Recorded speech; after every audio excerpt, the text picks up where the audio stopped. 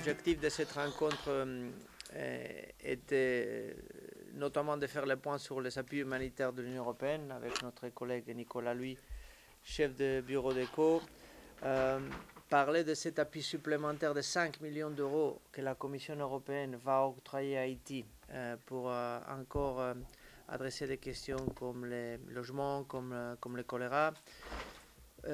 Parler un peu de cette question résilience qui pour nous doit aller, si vous voulez, au-delà des questions strictement liées aux préventions des risques, aux gestions des désastres. On se trouve, nous estimons, dans un moment où les efforts qui ont été faits par les gouvernements, les efforts qui ont été faits par les autorités haïtiennes nous ont permis de faire des avancées significatives au niveau humanitaire. Et il est moment, comme le gouvernement lui-même lui dit, d'avancer vers une agenda plus axée sur les questions de long terme, plus axée sur ces fameux liens entre coopération au développement et aide humanitaire, tout en sachant, je le dis pendant mes propos précédents, tout en sachant que nous avons, nous, la chance d'avoir ici une équipe ECHO qui a les ressources, qui a la capacité de se mobiliser s'il y a des besoins humanitaires pressants. Cette rencontre, je pense aussi, symbolise un peu l'engagement de l'Union européenne, au témoin de l'engagement de l'Union européenne vers Haïti. J'ai parlé de ces 5 millions supplémentaires, j'ai parlé du travail remarquable qu'ECHO fait en Haïti depuis quelques années, de toutes les actions qui ont été menées, mais j'ai parlé aussi de la prochaine visite de notre directeur général pour la coopération, M. Frutuoso de Melo, qui sera ici la semaine prochaine et qui va annoncer encore des appuis budgétaires importants, des appuis budgétaires qui symbolisent, si vous voulez, la confiance que l'Union européenne a dans l'action du gouvernement, des appuis budgétaires qui visent à renforcer, si vous voulez, les principes d'appropriation pour que ce soit le gouvernement haïtien lui-même, pour que ce soit les Haïtiens et les Haïtiennes qui mènent ce processus de reconstruction. Et je profite pour faire un plaidoyer à d'autres bailleurs pour qu'ils suivent sur la même voie, pour qu'on puisse montrer confiance au projet de développement d'Haïti. Et puis d'ici la mi-juillet, on aura la visite, je répète, de notre plus grande autorité, le président du Conseil européen, M. Van Rompuy, qui va signer le nouveau programme de coopération entre l'Union européenne et Haïti, programme qui aura une durée de 7 ans et un montant financier de 420 millions d'euros et qui lui aussi symbolise cet engagement crédible, durable, significatif du point de vue financier de l'Union européenne en Haïti. Je le disais tantôt à ses partenaires, à ces ONG, à ces organisations haïtiennes et européennes qui travaillent avec nous, avec lesquelles la coopération a été excellente et qui sont évidemment des instruments, des acteurs essentiels pour notre travail.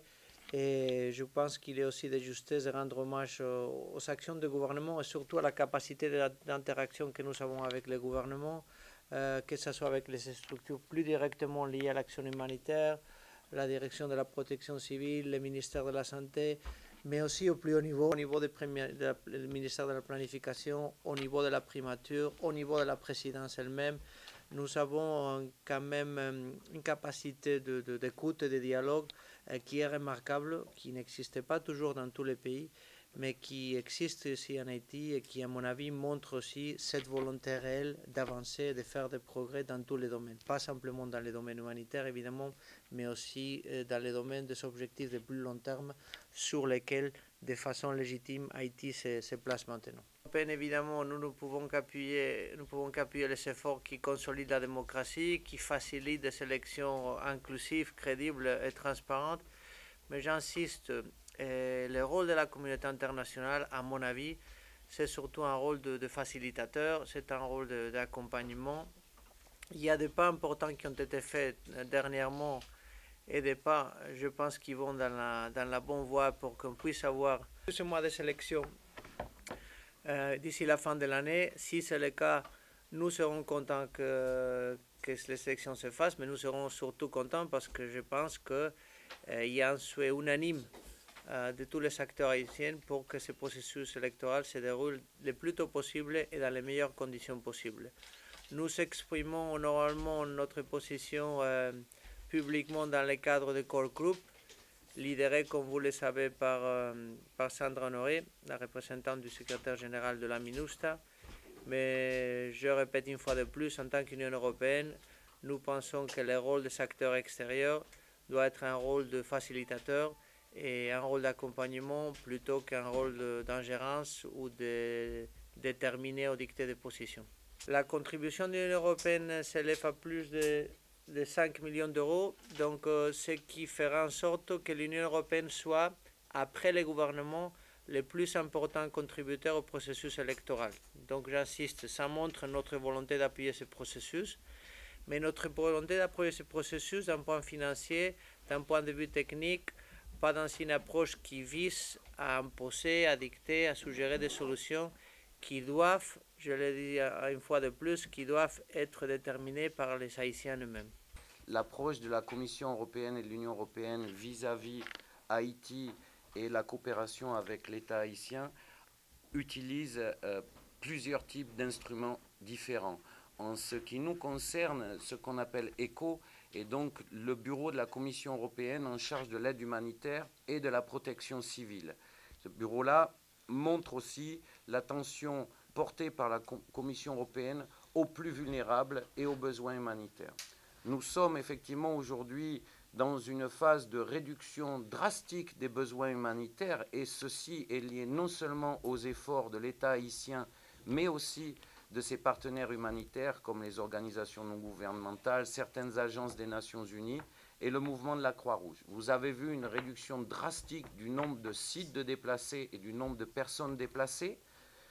Vous savez aussi que nous sommes actuellement en face d'une réduction majeure de l'épidémie de choléra. Nous avons le plus faible nombre de cas hebdomadaires et mensuels depuis le début de l'épidémie. La Commission européenne avait jugé bon d'engager 18,5 millions d'euros pour financer des projets humanitaires en Haïti en 2014. Il se trouve qu'au regard de la diminution des besoins et de la nécessité de renforcer l'assistance prêtée dans les sites de déplacés, dans la relocalisation, le soutien au relogement des déplacés, mais aussi les efforts de contrôle de l'épidémie de choléra, la visite de notre directeur des opérations il y a 2 semaines nous a permis d'annoncer cet engagement de 5 millions supplémentaires, ce qui fait que porter notre contribution totale à 23,5 millions pour l'année. Je dois dire aussi que nos partenaires sont des partenaires qui sont validés au préalable par la Commission européenne qui